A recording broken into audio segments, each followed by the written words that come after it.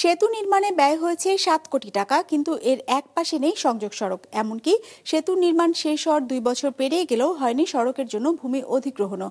ফলে মেহেরপুর ও কুষ্টিয়া জেলার সীমান্তে তৈরি করা এই সেতু কাজে আসছে না এলাকাবাসীর। মেহেরপুর সংবাদদাতার পাঠানো তথ্য ও ছবিতে ডেস্ক রিপোর্ট। 250-টিরও বেশি ডিজাইন অপশন নিয়ে ওয়ালটন স্মার্ট ফ্রিজ, বোঝে আপনার প্রয়োজন। মেহেরপুর জেলার বেতবাড়িয়া ও কুষ্টিয়া জেলার মধুগাড়ি গ্রামসহ আশপাশের মানুষের যাতায়াতের দুর্ভোগ কমাতে নির্মাণ করা হয়েছে এই সেতুটি।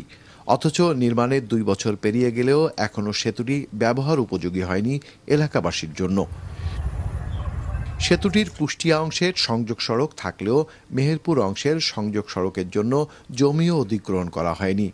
সংযোগ সড়ক না থাকায় ঝুঁকি নিয়ে ব্রিজটি ব্যবহার করছে এলাকাবাসী।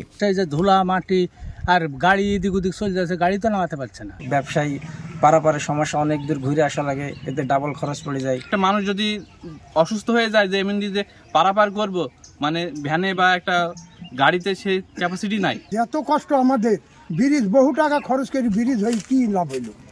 জনস্বার্থে সংযোগ সড়কের জন্য নির্ধারিত জমি দ্রুত হস্তান্তর করতে চান ভূমির মালিকরা, কিন্তু প্রশাসনের গাফিলতিতে বিলম্বিত হচ্ছে এই প্রক্রিয়া, অভিযোগ ভূমি মালিকদের।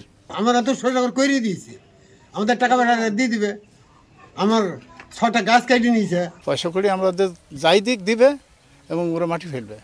মাটি ফেলছে না, পারাপারের একটা যোগাযোগ ব্যবস্থা, ওপারের লোকজনেরও সমস্যা, আমাদেরও সমস্যা। ব্রিজের একপাশের সংযোগ সড়কের ভূমি অধিগ্রহণ না করে কিভাবে সেতু নির্মাণ হলো, এর উত্তর নেই এলজিইডির কাছে। ভূমি অধিগ্রহণ প্রক্রিয়াধীন বলছে তারা। মন্ত্রণালয় থেকে দ্রুত যে প্রয়োজনীয় অর্থ বরাদ্দ সেটি পেয়ে গেলে আমরা আবার নতুন করে দরপত্র আহ্বান করে ব্রিজের যে সংযোগ রাস্তাটি সেটি ঠিকাদারের মাধ্যমে দ্রুত নির্মাণ করে দিতে সক্ষম হব। সেতুটি পূর্ণাঙ্গরূপে জনগণের ব্যবহার উপযোগী করতে প্রয়োজন মাত্র 120 মিটার সংযোগ সড়ক। ভূমি অধিগ্রহণ বাদে যা নির্মাণে প্রাথমিক ব্যয় ধরা হয়েছে 30 লাখ টাকা। মোস্তফা জামাল, বিজনেস রিপোর্ট, মাছরাঙা টেলিভিশন।